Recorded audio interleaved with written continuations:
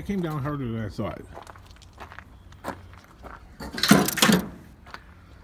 Maybe not such a good idea the way I went about doing that. I got a lot of subscribers telling me to find a better price for your electric motors. In all the yards around here, the highest that they're paying is 13 cents a pound. And these have to be taken apart, otherwise they're taken as scrap. And these, all yards take these as scrap, except for a couple. And they pay a different price than they do for their scrap metal. But their higher price for these, okay, is actually lower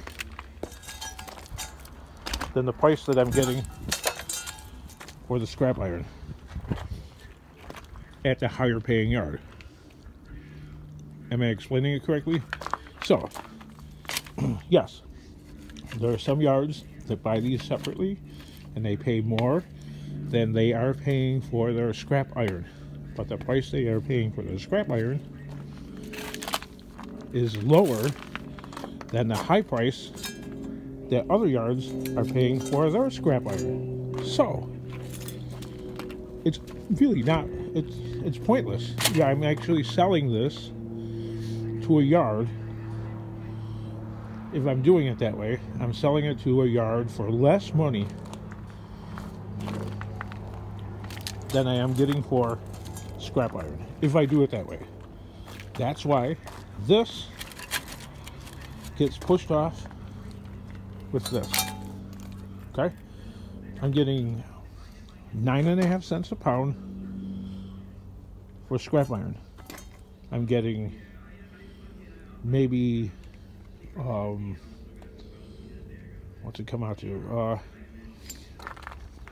8.5 cents a pound for these things right here. Okay?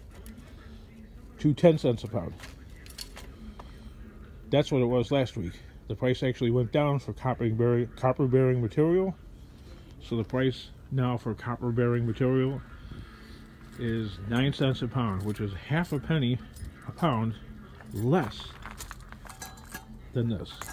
So why would I go to a different yard to sell a few of these for less money than I can get for pushing that off along with this? I'm selling by the weight, okay? So it doesn't pay. Doing it that way pays less.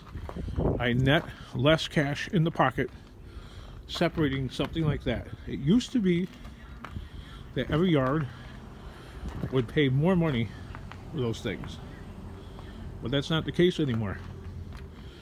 So that's part of the hopeful nature of having this scrapping warehouse, is I'm able to adapt to the constant changing price structures and demands of the junkyard. Rather than, as I went to go found this stuff right here, I found all this material right here. If I took this straight to the yard, some yards won't take this dishwasher, okay? Some yards will. Some yards will take it as scrap break, they'll take it as stainless breakage. Our yards will just take it as straight up scrap. Some yards will not take it at all. Some yards, it could almost be more worthwhile to take that motor off, but not right now because copper bearing material is going down in price.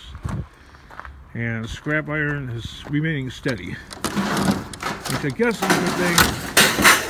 Better than going down. A move sideways is better than nothing. So that's what February is going to be like. It's pretty much just going to be sideways. It's not going to be a straight up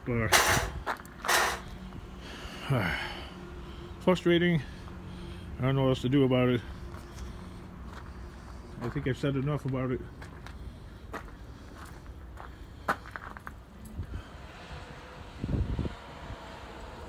I empty this thing out. I got my yard mostly cleaned up. I just have that pile right there left to go. And after that, there's not going to be stuff on the ground out here. or if there is, it'll be very little. And I'm not bringing the steel and shred inside. It's either going straight up on that truck right there, or on the bigger one when I bring it by here, or not at all. It's not going on the ground. This is the last time this stuff's going on the ground that I know of. Yeah, the hinge pin on here that's contributing to it opening up, completely rusted on both sides. The salt finally won.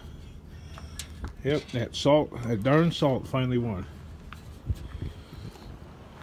So, plus this thing isn't coming out all the way like it does on this side. It's getting hung up